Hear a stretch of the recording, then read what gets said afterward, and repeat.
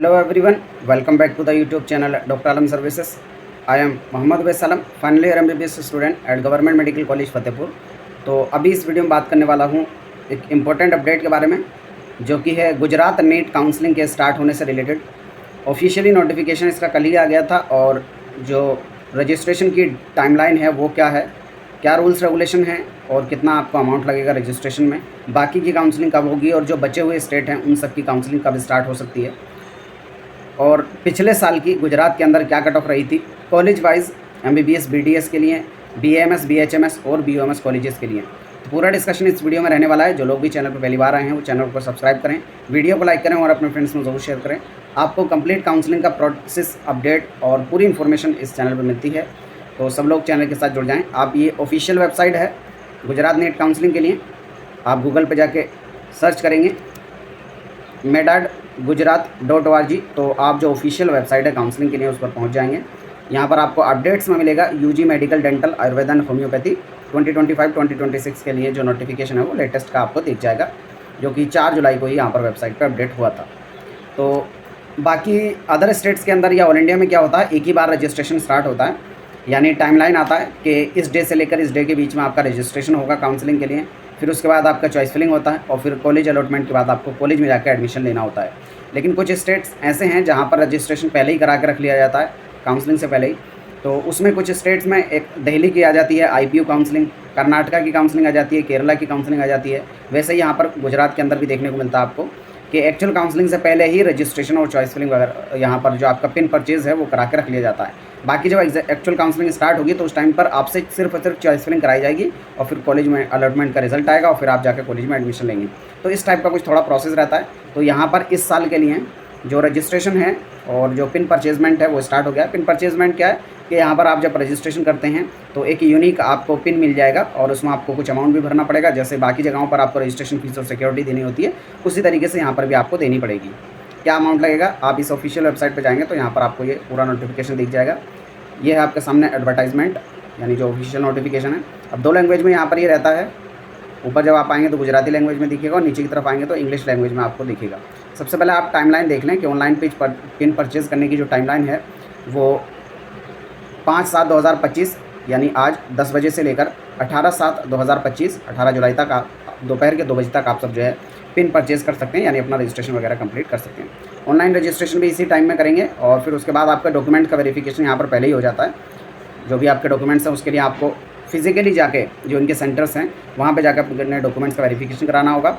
Date और time आपको खुद से लेना है, तो डॉक्यूमेंट वेरिफिकेशन होगा आपका और जो भी फ़ोटोकॉपीज़ हैं आपके डॉक्यूमेंट की वो सबमिट हो जाएंगी हेल्प सेंटर पे।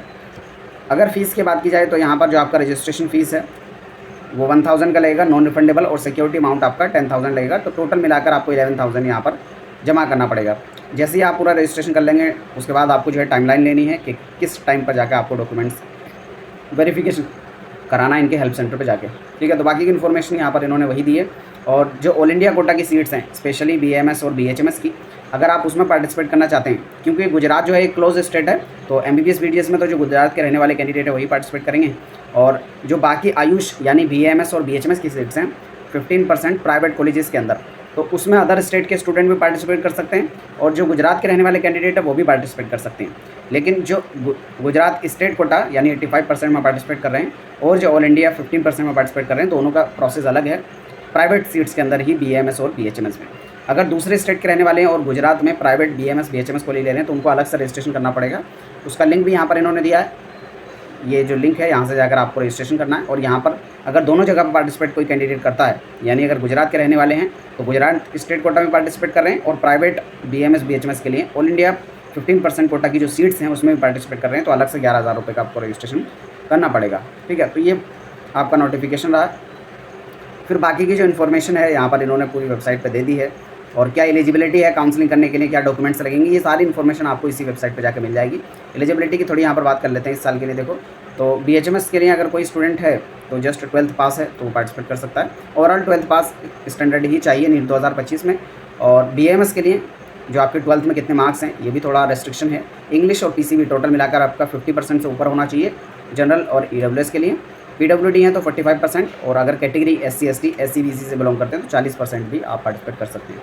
और नीट के अंदर मार्क्स की रिक्वायरमेंट है 144 ओपन एंड ईडब्ल्यूएस के लिए, और अगर पीडब्ल्यूडी है तो 127 नंबर, और अगर कैटेगरी यानी SC ST SEBC से बिलोंग करते हैं तो आपके 113 नंबर या उससे ज़्यादा होने चाहिए, तब आप पार्टिसिपेट यहाँ पर कर पाएंगे। ठीक है, तो यहाँ पर कौन कौन से कॉलेजेस हैं उनकी लिस्ट भी आपको यहाँ पर मिल जाएगी, और क्या डॉक्यूमेंट्स आपको चाहिए काउंसलिंग में, BAMS के कौन कौन से कॉलेजेस हैं उनका एड्रेस क्या है, BHMS के कौन कौन से कॉलेजेस हैं उनका एड्रेस क्या है, ये सारी इन्फॉर्मेशन भी आपको जो है पोर्टल पर मिल जाएगी। अभी मैं थोड़ा कट ऑफ का यहाँ पर डिस्कशन कर लेता हूँ कि पिछले सालों में कट ऑफ यहाँ पर क्या रही है। तो यहीं पर जब आप आएंगे तो लास्ट रैंक इंस्टीट्यूट वाइज आपको ये इन्फॉर्मेशन मिल जाएगी। हालांकि सेम जो PDF है मैं टेलीग्राम ग्रुप पर डाल दूँगा, आप वहाँ से भी इसको देख सकते हैं। तो इस लिस्ट के अंदर सबसे पहले मैं फ़ोटो को हटा कर थोड़ा डिटेल में दिखा देता हूँ आपको, ताकि पूरी स्क्रीन पर आपको दिखाई दे। सबसे पहले आपको इंस्टीट्यूट का कोड दिखेगा, फिर इंस्टीट्यूट का नेम दिखेगा, जैसे BJ मेडिकल कॉलेज अहमदाबाद।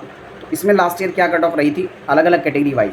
जैसे सबसे पहले ओपन कैटेगरी में तो नीट रैंक क्या रही थी, जैसे इस कॉलेज BJ अहमदाबाद की बात की जाए तो 3266 ऑल इंडिया रैंक पर लास्ट ईयर मिल गई थी, और मेरिट कोटा से क्या रैंक थी वो भी यहाँ पर लिखा है, और नीट का स्कोर कितना था स्टूडेंट का वो भी लिखा है।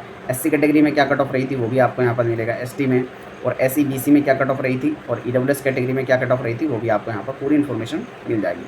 तो इसमें लगभग सभी कॉलेजेस की कट ऑफ है, MBBS की, BDS की, गवर्नमेंट की, प्राइवेट की, BAMS, BHMS, जितने भी कॉलेजेस वहाँ पर हैं सभी की कट ऑफ आपको यहाँ पर इसमें मिल जाएगी। ठीक है, तो ये टोटल 9 पेजेस की PDF है। अब इसमें एक एक कॉलेज को कवर करना जो है पॉसिबल है नहीं, तो आप इस PDF से जाकर जिस भी कॉलेज की कट ऑफ देखना चाहते हैं वो देख सकते हैं। यहाँ पर जैसे आयुर्वेदा के कॉलेज स्टार्ट हो गए, गवर्नमेंट और प्राइवेट, पूरी इन्फॉर्मेशन आपको यहाँ से मिल जाएगी कि स्टेट कोटा में लास्ट ईयर क्या कट ऑफ रही थी।